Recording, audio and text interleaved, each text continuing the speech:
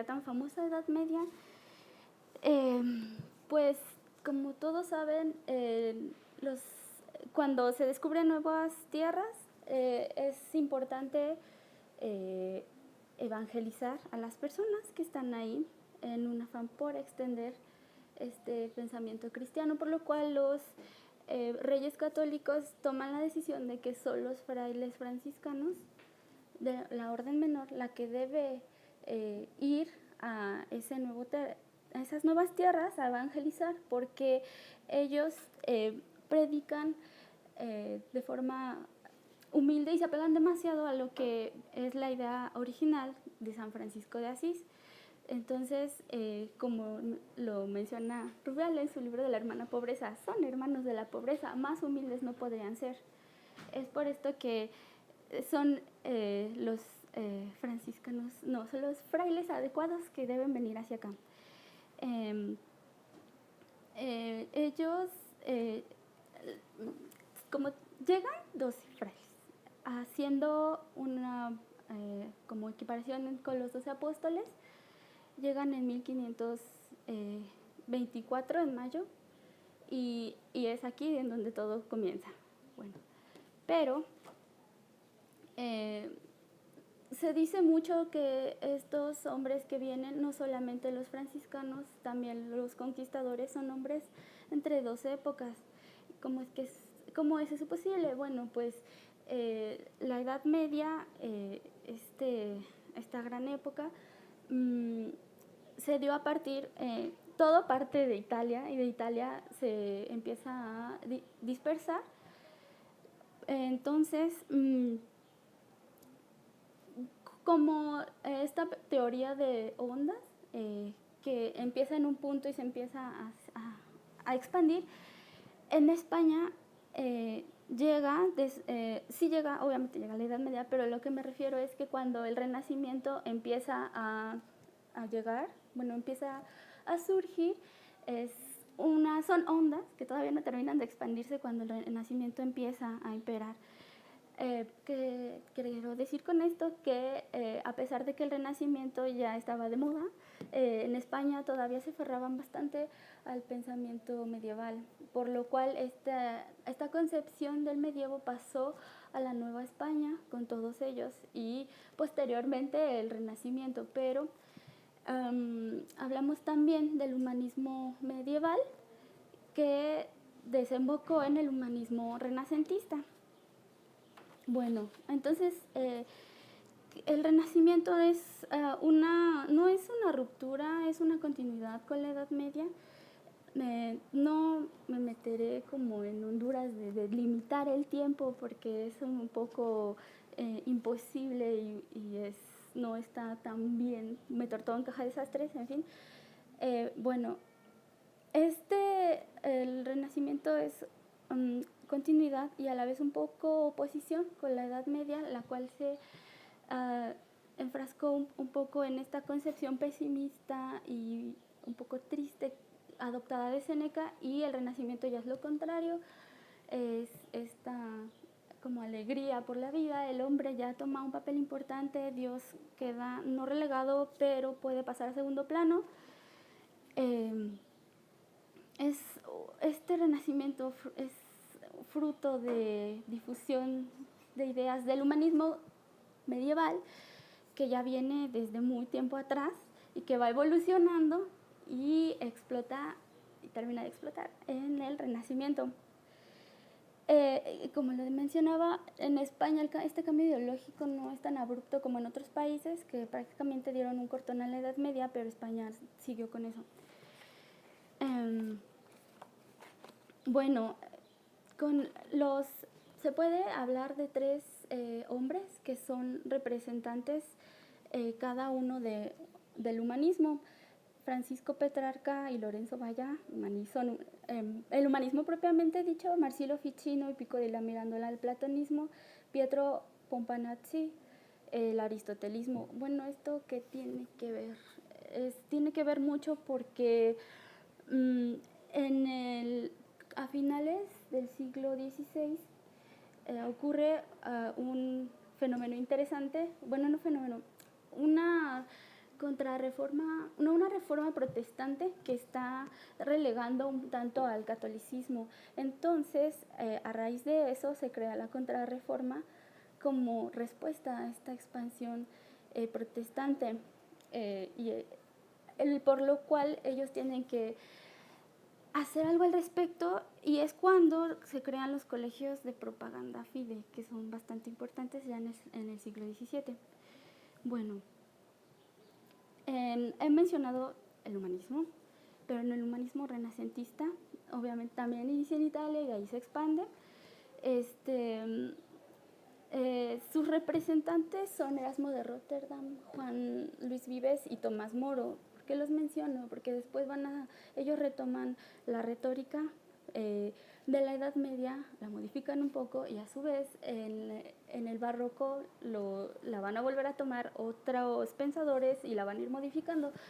Es por eso que lo menciono. Ya aquí en la Nueva España, Fray Juan de Zumárraga, Francisco Cervantes de Salazar y Vasco de Quiroga toman las ideas de estos tres hombres que mencioné, y con base en ellos hacen otros tipos de retórica, pero básicamente todas las retóricas están basadas en Quintiliano, en Aristóteles y en Cicerón. Siempre los están citando y prácticamente, o sea, nunca se despegan de ellos, nunca.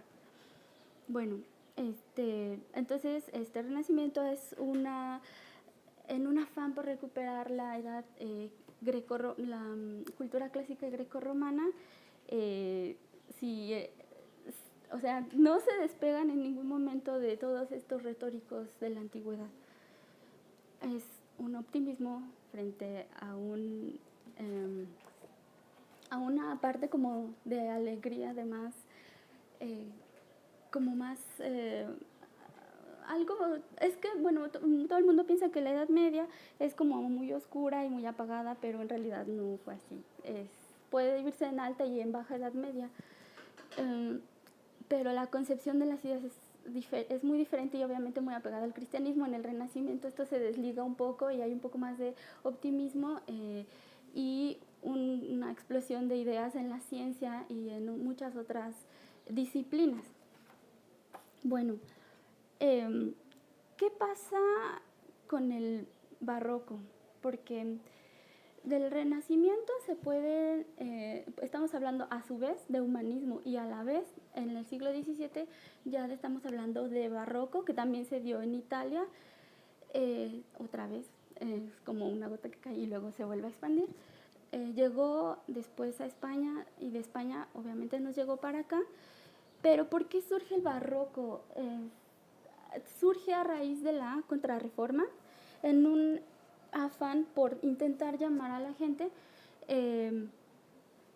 La sede pontífica empieza a idear ideas que traten de jalar a la gente, por lo cual el arte barroco empieza a ser, en un principio no era tan recargado, pero empieza a hacerse más recargado para que se haga atractivo a la vista, para que la gente le llame la atención, y empiezan a hacer un montón de juegos ópticos con el arte, no solamente, pero primero con las estructuras arquitectónicas y luego con la pintura y después con la escultura, etcétera, etcétera.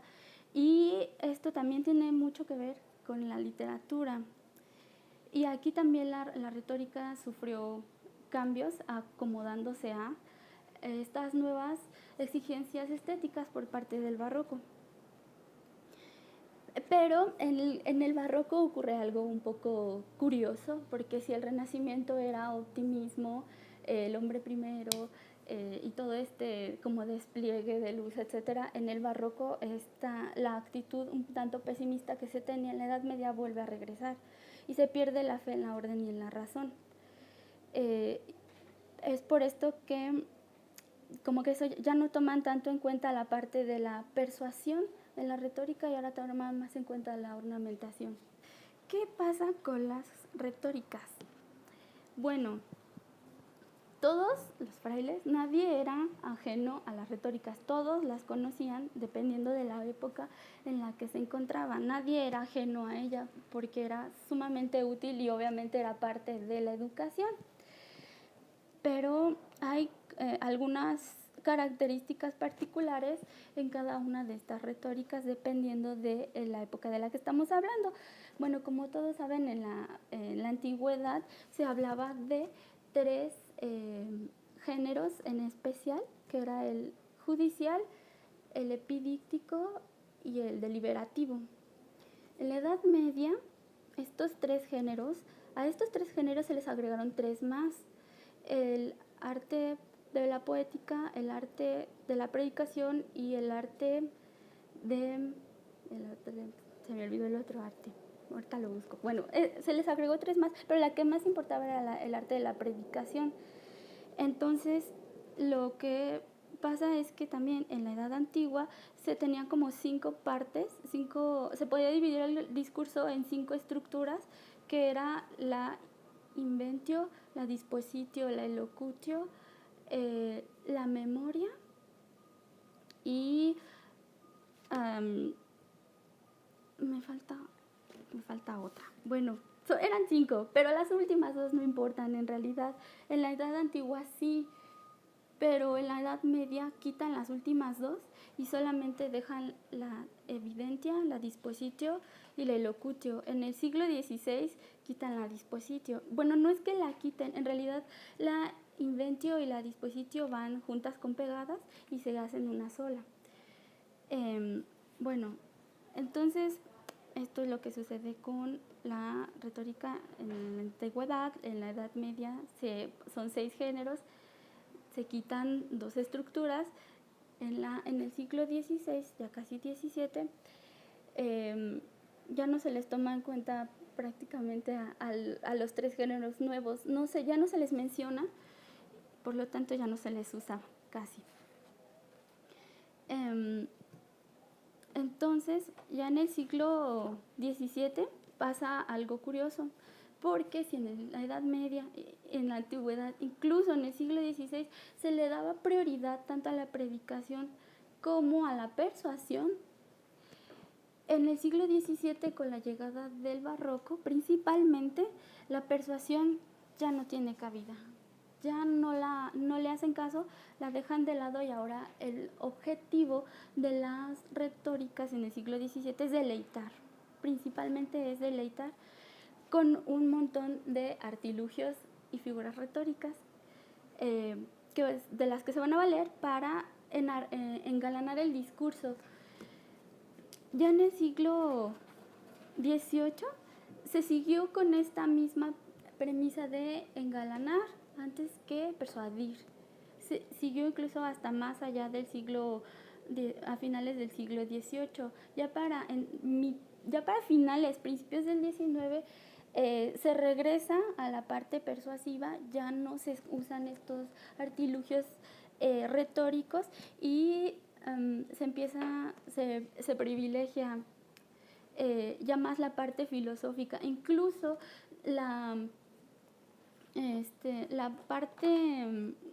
una de las partes de la retórica se vuelve parte de la lógica y otra parte de la dialéctica. O sea, la retórica se empieza a desmembrar de acuerdo a las necesidades que se tienen en cada época, pero en el finales del XVIII ya es una cosa totalmente diferente, y la retórica se queda solamente en este plano literario y narrativo.